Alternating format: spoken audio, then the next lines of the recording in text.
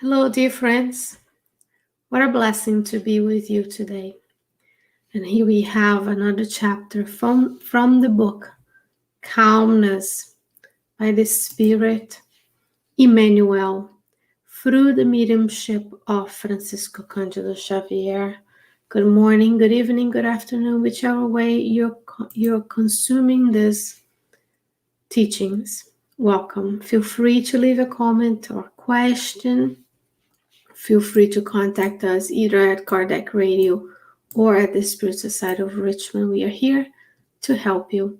And today's chapter is titled Suffering Reproach or Suffering Censures. How are you feeling today?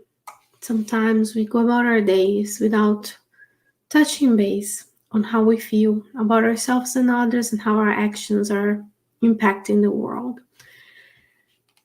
The main goal of this studies is for us to realize that a lot of the anxiety, fear that we feel, that we experience, have to do a lot of times on how we react to the actions of others towards us, or how we perceive what they're doing towards us or about us, or talking or commenting on our behaviors in our lives. And today, when we're feeling censure, when we're feeling censorship, when we feel attacked by others, we naturally may feel agitated, fearful, angry. And Emmanuel is going to teach us on how to overcome these teachings, how to overcome the situation with his teachings. And this is what he brings to us today. He says, you are probably suffering censure that seemed to you to be an unfair spiritual beating, like in terms of it's hitting us now in the depths of our spirit. Initially, you adopt silence without commenting on the censorship. Now, you ask, then you pray, asking for divine providence for inspiration. This is the first part of the chapter. If we feel that something we're doing is being attacked or being censored, being commented on, which is very common nowadays, not only we feel attacked, we feel reproach, but also we are commenting and judging the lives of others. So we always have to think about, am I the one who is censoring others? Am I the one who is making commenting and judging others? But if you're the one who feel as the attacks are coming to you, as hitting deep down in your spirit, he says, first, silence without making comment about it. Someone tells you something that they heard, or if you overhear something, or if you read a comment, then first silence. And that would solve a lot of problems. If you go to the book Jesus in a Home by Neil Lucio, you will see that the Master himself was many times silent while the apostles were there bickering, commenting, heated exclamations and heated exchanges. The Master was there, allowing the right time in order to interject. First silence. Then he says, then pray for divine inspiration. Have you prayed today for divine inspiration, dear friend? Have you made sure that you're fulfilling the law of worship by praying the first thing in the morning and praying anytime we want to seek help and receive help from others?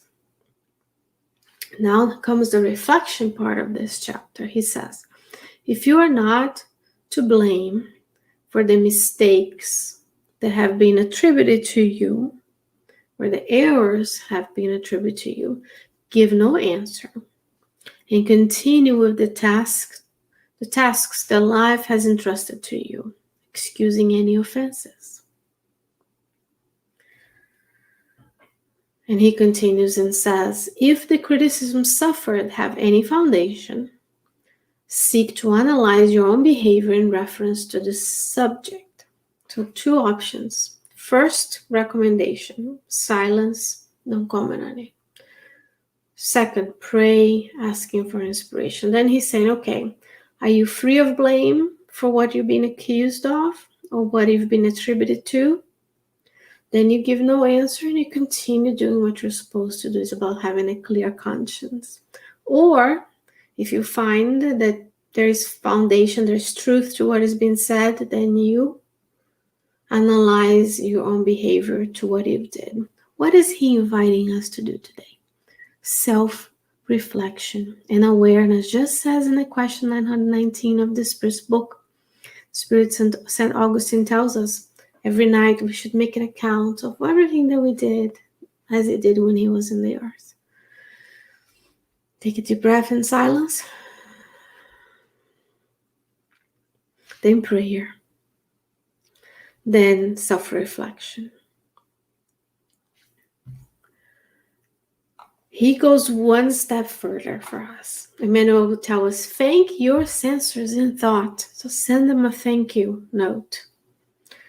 Trying to rectify the points in which you observe yourself in error. So when someone is criticizing us, it's very easy for us to feel defensive and attack and be angry instead of self-reflect. Okay, is there any truth to what has been said?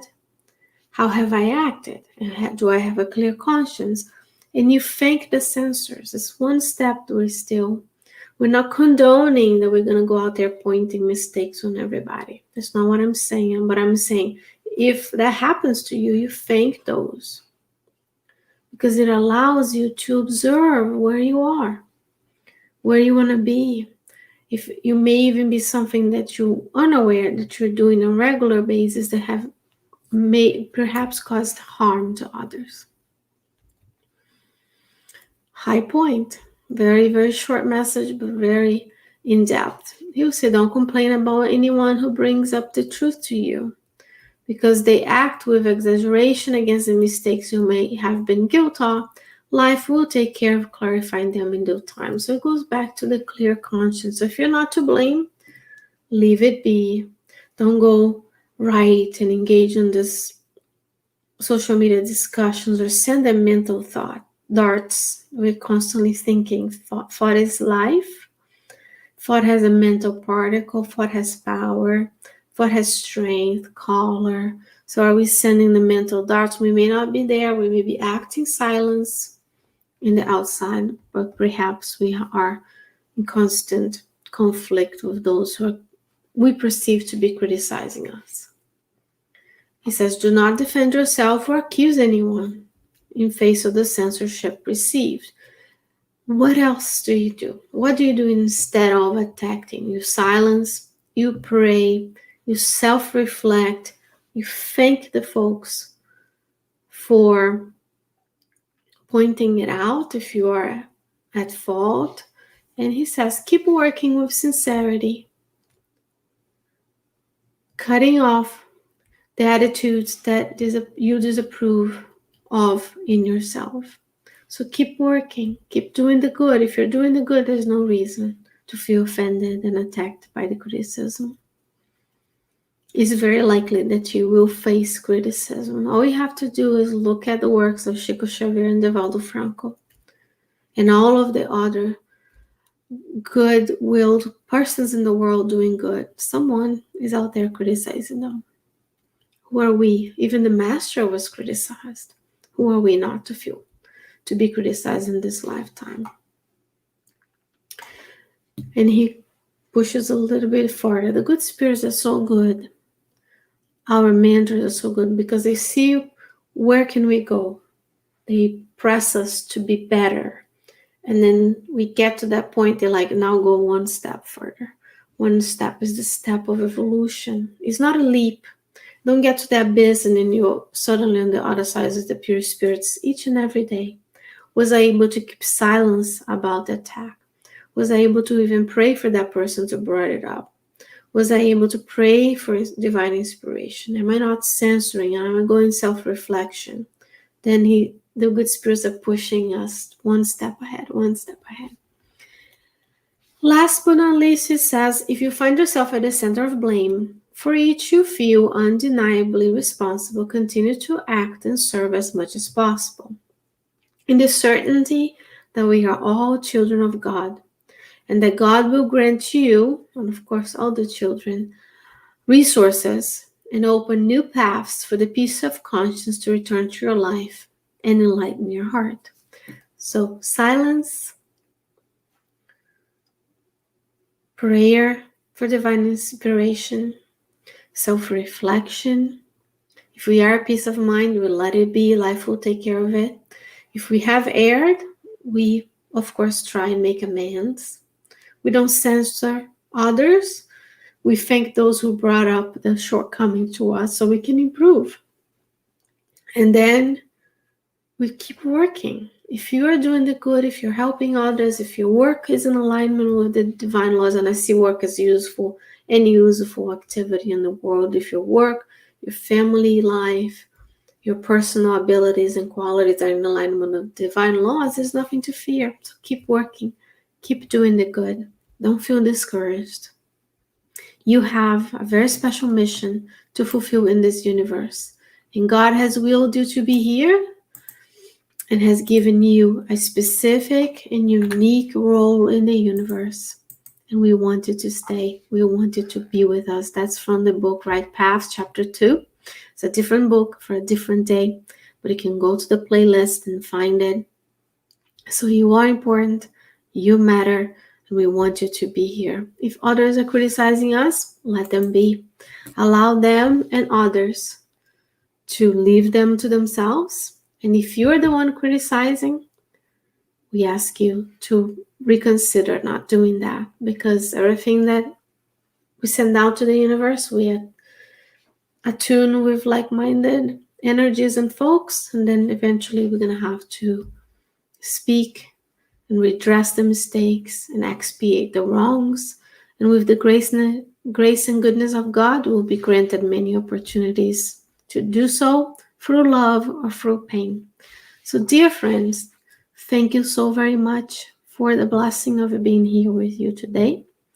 Again, I'm broadcasting from the spiritual side of Richmond, Virginia for our channel, and also in collaboration with Kardec Radio. Until next week, when we come with another chapter of the book Calmness, may you stay well, may you stay safe, take care of others and of yourself. I'll see you soon.